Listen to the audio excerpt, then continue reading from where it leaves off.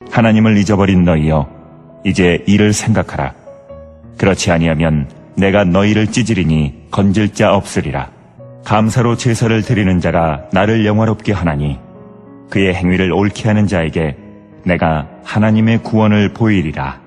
11월은 감사의 계절입니다. 추수감사절을 앞두고 우리가 감사가 무엇인가를 함께 나누기를 원하고요. 왜 성도가 하나님을 향해서 감사를 고백해야 하는가, 그것들을 함께 살펴보기를 원합니다. 이처럼 감사의 계절이 되면 가장 바쁜 존재가 있습니다. 누가 가장 바쁠까요? 그것은 바로 사탄입니다. 사탄이 왜 바쁘냐? 성도들이 하나님께 감사를 고백함으로 말미암아 믿음을 지켜서 하나님이 부어주시는 그 구원의 은혜를 누리지 못하게 하기 위해 이 사탄이 너무나도 이 감사의 계절에 바쁘게 움직이더라라고 하는 것입니다. 그래서 이맘때가 되면 사탄은 분주하게 씨앗을 뿌리며 나갑니다. 어떠한 씨앗을 뿌리냐? 미움과 시기와 질투와 절망과 아픔이라고 하는 그런 씨앗을 계속적으로 뿌리고 다녀요. 근데 참 이상한 것은 감사의 계절이라면 하나님이 내게 부어주신 그런 은혜들을 생각하면서 하나님 감사합니다, 기쁨에 넘치는 그런 삶을 살아야 되는데, 오히려 사단이 뿌려놓았던 그 미움과 시기와 질투와 절망과 아픔이라고 하는 그 씨앗이 마음속에 떨어져서 더 잘 자라더라라고 하는 것입니다. 왜 이러한 일들이 벌어졌을까요? 그 이유는 나보다 더 많은 은혜를 받고 나보다 더 많은 감사의 고백을 하는 그런 사람들을 보면서 시기하고 질투심이 그 마음속에 있음으로 말미암아 사단이 뿌려놓았던 시기와 질투와 아픔과 절망과 고통이라고 하는 그 씨앗이 마음에 심겨져서 더 잘 자라더라라고 하는 겁니다. 그런데 그 중에서도 참 이상한 것이 무엇이냐면 사탄이 이처럼 악한 씨앗을 뿌려 놓았음에도 불구하고 맥을 못 추는 경우가 있어요.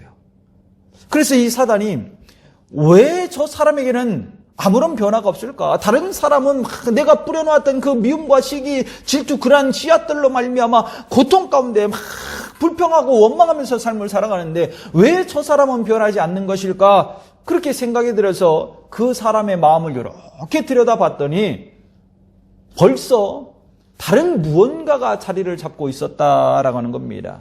그게 무엇일까요? 감사의 씨앗이었다라는 거예요. 감사의 씨앗이 먼저 심겨져 있음으로 말미암아 그 영혼의 삶 가운데, 그 육체의 삶 가운데 감사가 넘쳤고 기쁨이 넘쳐서 아무리 약한 씨앗이 그곳에 떨어진다 할지라도 감사의 기운을 이기지 못하고 다 죽어나가더라는 거예요. 여러분, 감사는 반응이 아니라 태도입니다. 태도. 정말 하나님이 내게 주신 그런 은혜들을 기억하면서 감사를 고백하면서 오직 하나님만을 바라보며 나아가는 것, 그것이 감사다라고 하는 것입니다. 하나님을 향한 감사가 내 안에 있으면 반드시 기쁨이 넘쳐요. 은혜가 넘치는 그런 삶을 살아가게 됩니다. 그리고 내게 찾아오는 그런 모든 악한 것들을 다 이기며 나아갈 수 있습니다. 왜냐하면 하나님께서 내게 그런 힘을 주시니까, 능력을 주시니까. 하나님의 은혜를 기억하고 감사를 고백하는 자에게 하나님이 그냥 외면하시겠습니까? 아니라는 거예요. 그게 또 다른 은혜를 줌으로 말미암아 그 모든 것들을 이기며 나아갈 수 있는 그러한 시간들을 허락해 주신다라고 하는 겁니다. 성도는 삶을 살아가면서 많은 어려움을 겪게 됩니다. 그것이 정말 사실이에요. 그때 환경을 바라보는 사람은 다른 사람에게 전가를 시키면서 원망하고 불평하고 그 가운데 불행한 그런 삶을 살아가지만, 하나님을 향한 그런 믿음을 갖고 있는 그런 사람은 어떠한 상황에 처한다 할지라도 무엇을 합니까? 하나님을 향해서 감사를 고백한다라고 하는 것입니다. 그리고 하나님을 찬양하고 예배하는 그런 삶을 살아가게 됩니다. 오늘 본문 23절 말씀을 보십시오. 감사로 제사를 드리는 자가 나를 영화롭게 하나니 그의 행위를 옳게 하는 자에게 내가 하나님의 구원을 보이리라. 감사는 무엇을 행하며 나가죠? 감사는 하나님을 영화롭게 하며 나가게 됩니다. 하나님을 영화롭게 함으로 말미암아 내가 구원받으며 나아갈 수 있게 되고 그 구원받은 믿음의 백성으로서 하나님이 부으신 그런 은혜를 누리며 삶을 살아가게 되는 것입니다. 하지만 많은 성도들이 내 앞에 놓여져 있는, 자신 앞에 놓여져 있는 그런 문제들을 바라보면서 하나님을 잊어버릴 때가 너무나도 많아요. 그토록 하나님께서 내게 베풀어 준 것은 사랑과 희생과 헌신밖에 없는데, 구원의 은혜밖에 없는데, 그럼에도 불구하고 내 앞에 놓여져 있는 그런 문제로 인하여 하나님을 원망하고 불평하더라라고 하는 것입니다. 이스라엘 백성들이 보여줬던 모습이 그 모습 아닙니까? 광야 생활 가운데 반복적으로 보여줬던 것이 바로 이러한 모습 아닙니까? 오늘 본문 22절 말씀을 보십시오. 하나님을 잊어버린 너희여, 이제 이를 생각하라. 그렇지 아니하면 내가 너희를 찢으리니 건질 자 없으리라. 하나님의 은혜를 잊으면 어떻게 됩니까? 하나님을 잊으면 어떻게 됩니까? 하나님의 진노하심을 피할 길이 없습니다. 여러분, 1만 달란트 빚을 탕감받은 자를 한번 생각해 보십시오. 주인에게 헤아릴 수 없는 그런 은혜를 받은 것 아닙니까? 그런데 그가 돌아가다가 자신에게 100데나리온 빚진 자를 붙들고 너 지금 당장 갚으라고 말하면서 갚지 않자 어떻게 합니까? 옥에 집어넣는 그런 악한 일들을 행하며 나가잖아요. 그 악한 종을 바라보면서 1만 달란트 탕감해줬던 그런 주인이 다시 그를 불러드립니다. 그리고 어떡하죠? 그 악한 자에게 심판을 행하며 나가잖아요. 은혜를 기억하고 감사를 고백하면서 자신의 삶의 영역 속에서도 또한 은혜를 베풀며 나가기를 바랬던 것인데 그렇게 하지 않으니까 받은 은혜에 감사를 고백할 줄 모르니까 오히려 다시 붙들어 놓고 그에게 심판을 행하며 나가더라라고 하는 겁니다. 하나님은 은혜를 알고 감사를 고백하는 자에게는 더 풍성한 새로운 은혜를 베풀어 주시지만 감사를 알지 못하는 자에게는 하나님께서 심판을 행하신다라고 하는 것을 우리는 알아야 될 줄 믿습니다. 감사는 하나님을 영화롭게 하고 그리고 하나님으로부터 또 다른 은혜를 내가 받으며 나아갈 수 있는 그러한 길이 됩니다.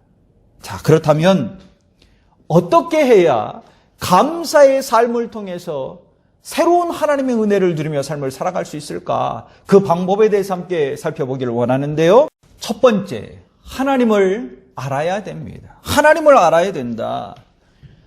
성도는 하나님이 어떠한 분인가를 알아야 됩니다. 그래야만이 감사를 고백하며 나갈 수 있어요. 하나님이 내게 은혜를 베풀어 주시는 그러한 분임을 명확하게 알 때에 그 은혜가 한이 없음을 알므로 말미암아 하나님 앞에 감사를 고백하며 나갈 수 있는 것입니다. 그리고 하나님이 어떠한 분인가를 명확하게 알면 다른 것을 보지 않아요. 오직 하나님만을 보고 하나님 앞에 감사를 고백할 수밖에 없습니다.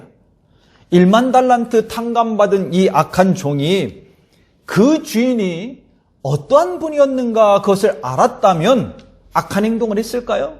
아니요, 하지 않았을 것입니다. 알지 못하기 때문에 악한 행동들을 했던 것이고 그 악한 행동을 그냥 볼 수 없기에 주인이 다시 불러서 그 악한 종을 심판하며 나갔던 것입니다. 마찬가지라는 거예요. 내가 하나님을 알아야 돼요. 하나님을 알지 못함으로 말미암아 하나님이 내게 베풀어 준 그런 은혜들을 다 잊어버리면서 감사를 고백하지 못하고 있는 것입니다. 오늘 본문 22절 말씀을 다시 한번 보십시오.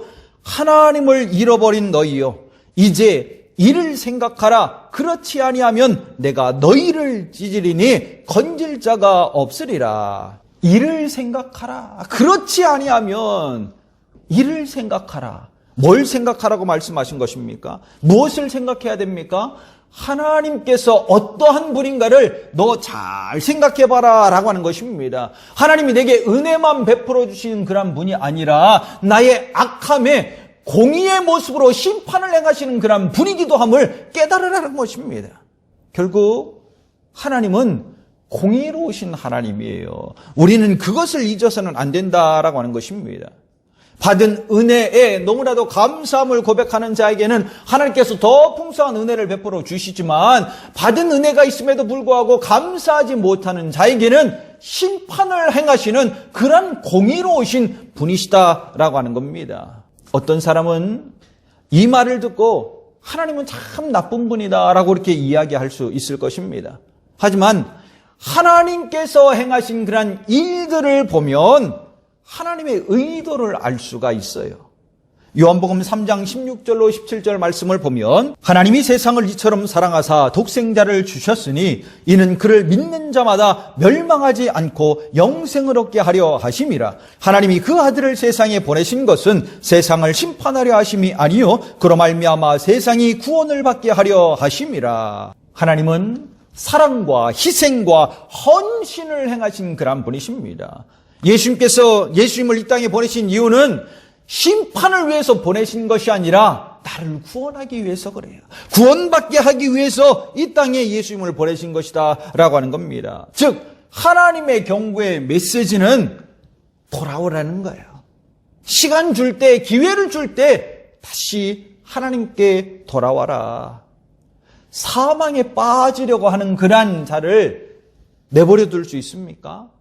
사망에 빠져서 죽지 않게 하기 위해서 그에게 새 생명을 줌으로 말미암아 더 풍성한 은혜의 삶을 살아갈 수 있게 하기 위해서 하나님께서 경고의 메시지를 주신 거예요. 말씀을 우리에게 주신 것이다 라고 하는 것입니다. 심판이 목적입니까? 사랑이 목적입니까? 징계가 목적입니까? 구원이 목적입니까? 하나님의 목적은 사랑을 통해서 나를 살리는 것이 목적입니다. 나에게 징계를 하고 심판을 하기 위해서 이렇게 이 땅에 오신 것이 아니에요.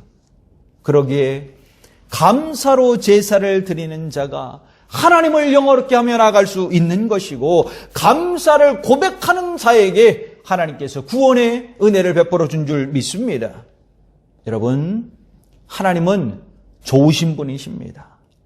마치 부모가 자녀를 위해서 자신의 모든 것을 다 희생하고 한없는 사랑을 베풀어 준 것처럼 하나님은 너무나도 좋으신 분이세요. 마태복음 7장 9절로 11절 말씀 가운데 보면 너희 중에 누가 아들이 떡을 달라 하는데 돌을 주며 생선을 달라 하는데 뱀을 줄 사람이 있겠느냐? 너희가 악한 자라도 좋은 것으로 자식에게 줄 줄 알거든 하물며 하늘에 계신 너희 아버지께서 구하는 자에게 좋은 것으로 주시지 않겠느냐? 이와 같이 하나님의 사랑을 아는 자는 무엇하겠습니까? 하나님 앞에 감사의 제사를 드리는 거예요. 기쁨으로 감사를 고백하는 그러한 삶을 살아가게 되는 것입니다. 다시 한번 여러분에게 말씀드립니다. 하나님은 나를 징계하시는 분이 아니에요. 나를 징계하거나 나를 심판하시는 그런 분이 아니라 어떻게 해서라도 나를 살리기를 원하시는 그런 분이시고 내게 사랑과 은혜를 베풀어 줌으로 말미암아 하나님 안에서 풍성한 기쁨의 삶을 살아갈 수 있도록 인도해 주시는 그런 구원의 하나님입니다. 이 좋으신 하나님을 우리가 잘 알아갈 수 있기를 간절히 축원합니다. 하나님이 내게 베풀어 준 그런 구원의 은혜를 날마다 기억하며 나아갈 수 있기를 간절히 축원합니다. 그래서 하나님 앞에 감사의 고백을 드리고 나의 감사의 고백을 받으신 그 하나님이 내게 날마다 새롭게 베풀어 주시는 그런 은혜들을 누리며 나아갈 수 있는 거룩한 성도가 되기를 간절히 축원합니다. 두 번째, 감사는 믿음의 결과입니다. 믿음의 결과가 감사이다. 우리가 하나님께 정말 감사를 고백할 수 있는 유일한 길은 하나님을 전적으로 믿을 때에 감사를 고백하며 나갈 수 있게 돼요. 한마디로 감사가 믿음의 고백이라는 것입니다. 믿음의 결과이다라고 하는 것입니다. 하나님을 믿지 않는데 하나님이 나한테 은혜를 베풀어 주셨다라고 말하면서 감사를 고백할 수 있을까요? 아니요. 그런 일 없어요. 하나님을 믿기 때문에 내 삶에 지금 현재 너무나도 힘들고 어려운 상황에 있다 할지라도 문제에 휩싸여 있다 할지라도 그 모든 것들을 뛰어넘어서 하나님 앞에 감사를 고백하며 나갈 수 있는 겁니다. 왜냐하면 하나님을 믿기 때문에 그런 거예요. 그러나 대부분의 사람은 자신 앞에 놓여져 있는 그런 문제와 어려움 때문에 어떡하죠? 하나님을 원망하고 불평해요. 왜요? 믿지 않기 때문에. 믿음이 없기 때문에 그렇다라고 하는 것입니다. 믿음이 없어서 나타나는 현상이 바로 원망과 불평이다라고 하는 거예요. 모세가 가데스 바네아에서 12명의 정탐꾼을 가나안 땅으로 보내게 되죠. 40일 동안 가나안 땅을 다 정탐하고 정말 하나님께서 약속하셨던 것처럼 젖과 꿀이 흐르는 아름다운 땅이었다. 그들이 그렇게 고백을 합니다. 그러나 2명을 제외하고 나머지 10명이 뭐하기 시작합니까? 원망하고 불평하기 시작했습니다. 아무리 좋은 땅이어도 그 땅을 차지하려면 전쟁을 치러야 되는데 그 땅에 살고 있는 거인들을 바라보면서 겁에 질렸기 때문에 두려움 가운데 떨고 있었기 때문에 그렇다라고 하는 겁니다. 그 두려움이 들어옴으로 말미암아 하나님이 지금까지 인도해 줬던 그 구원의 은혜들은 싹 다 잊어버렸습니다. 은혜를 다 잊어버리고 하나님을 다 잊어버리고 그때부터 뭐 하죠? 믿음이 없기 때문에 하나님을 원망하고 불평하고 있는 것입니다. 그러나 여호수아와 갈렙 이 두 사람만은 달랐다라고 하는 것이죠. 민수기 14장 7절로 8절 말씀 가운데 보면 이스라엘 자손의 온 회중에게 말하여 이르되 우리가 두루 다니며 정탐한 땅은 심히 아름다운 땅이라 여호와께서 우리를 기뻐하시면 우리를 그 땅으로 인도하여 들이시고 그 땅을 우리에게 주시리라. 이는 과연 젖과 꿀이 흐르는 땅이니라. 여호수아와 갈렙이 지금 그 가나안 땅을 다 차지했습니까? 아니요, 차지하지 아니하는 그런 상황 가운데 있어요. 함께 갔던 그런 10명의 정탐꾼뿐만이 아니라 이스라엘 모든 백성들이 다 원망하고 불평하고 있는 그런 상황 가운데 있습니다. 그럼에도 불구하고 여호수아와 갈렙은 뭐라고 이야기합니까? 그 가나안 땅을 우리가 차지할 것이다. 저 아름다운 땅, 젖과 꿀이 흐르는 그 땅을 우리가 다 차지하며 나갈 것이다. 그렇게 믿음의 선포를 하고 있습니다. 왜요? 하나님을 전적으로 믿기 때문에 그런 것입니다. 믿음이 있으니, 하나님을 향한 믿음이 있으니 그 상황을 보는 것이 아니에요. 환경을 보는 것이 아니에요. 그 모든 것을 뛰어넘어서 하나님 앞에 나아가더라는 거예요. 하나님 앞에 감사함을 고백하더라라고 하는 것입니다. 여러분, 믿음이 있어야 정말 감사의 제사를 드리며 나갈 수 있는 겁니다. 히브리서 11장 6절 말씀 가운데 믿음이 없이는 하나님을 기쁘시게 하지 못하나니 하나님께 나아가는 자는 반드시 그가 계신 것과 또한 그가 자기를 찾는 자들에게 상 주시는 이심을 믿어야 할지니라. 믿음이 있어야 하나님 앞에 나아갈 수 있어요. 믿음이 있어야 정말 하나님의 말씀 앞에 순종하며 나아갈 수 있습니다. 믿음이 있어야 하나님을 기쁘게 하며 나아갈 수 있고 믿음이 있어야 하나님을 향해서 감사의 제사를 드리며 나아갈 수 있습니다. 감사는 믿음의 문제이지 조건의 문제가 아닙니다. 환경의 문제가 아니다라고 하는 것입니다. 하박국 선지자는 그렇게 이야기했습니다. 내게 아무것이 없다 할지라도 나는 하나님으로 말미암아 기뻐한다. 하나님으로 말미암아 기뻐한다. 아무것도 없는데 왜 이렇게 하나님을 향해서 기뻐한다라고 이야기했을까요? 하나님 때문에 기쁘다고 이야기했을까요? 하나님을 전적으로 믿기 때문에 그래요. 믿음의 결과로 나온 것이 감사를 고백하는 것이기 때문에 그렇다라고 하는 것입니다. 저와 여러분의 삶 속에 정말 하나님을 향한 온전한 믿음을 가짐으로 말미암아 하나님께 감사를 고백하고 하나님이 부어주시는 그런 새로운 은혜들을 날마다 누리며 살아갈 수 있는 성도가 되기를 간절히 축원합니다. 세 번째, 감사는 표현입니다. 감사는 표현이다. 감사라고 하는 것은 하나님을 향한 나의 믿음의 표현이에요. 또한 하나님을 향한 나의 마음의 표현이 바로 감사이다라고 하는 것입니다. 오늘 본문 23절 말씀을 보십시오. 감사로 제사를 드리는 자가 나를 영화롭게 하나니 그의 행위를 옳게 하는 자에게 내가 하나님의 구원을 보이리라. 왜 감사를 고백했을까요? 왜 이렇게 감사를 고백했을까? 그것은 자신의 믿음을 표현하고 마음을 표현하기 위해서 감사의 제사를 드리며 나갔던 것입니다. 그 모든 상황들을 바라보면서 하나님께서 그 행위를 옳게 여기심으로 말미암아 구원의 은혜를 베풀어 준 것 아닙니까? 여러분, 감사는 정말 표현이에요. 표현되어지는 겁니다. 자, 누가복음 17장에 보면 10명의 나병 환자가 고침받는 그러한 사건이 등장합니다. 그 중에 한 명만 다시금 주님께 돌아와서 주님, 제가 이렇게 다 고침을 받았습니다.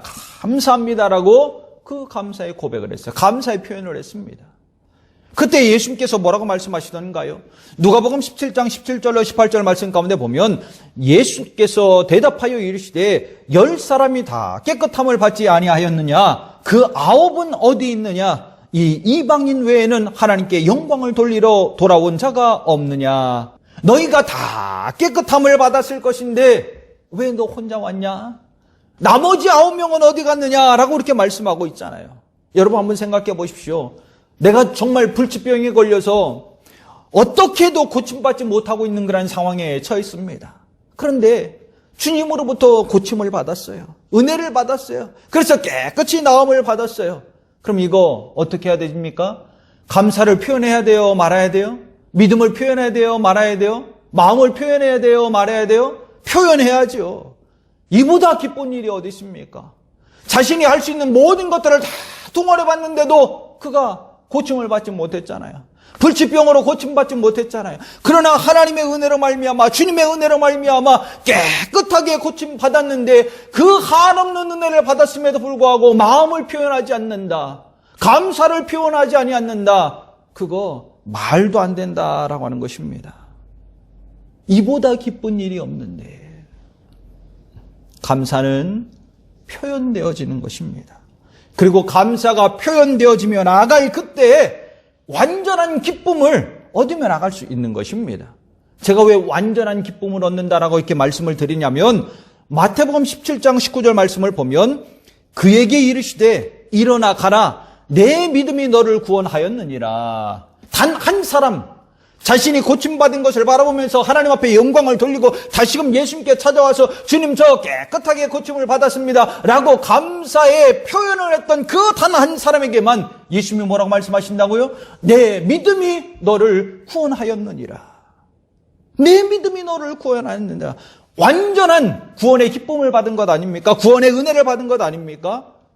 단 한 사람에게만 완전한 구원의 은혜 기쁨들을 선포해주고 나머지 9명에 대해서는 그 어디에도 한마디도 적혀져 있는 것이 없어요. 아무 말씀을 하시지 않으셨습니다. 뭘 의미할까요? 저는 곰곰이 생각하다 보니 묵상하다 보니 그런 마음이 들었습니다. 감사를 모르는 9명은 원래대로 돌아가지 않았을까?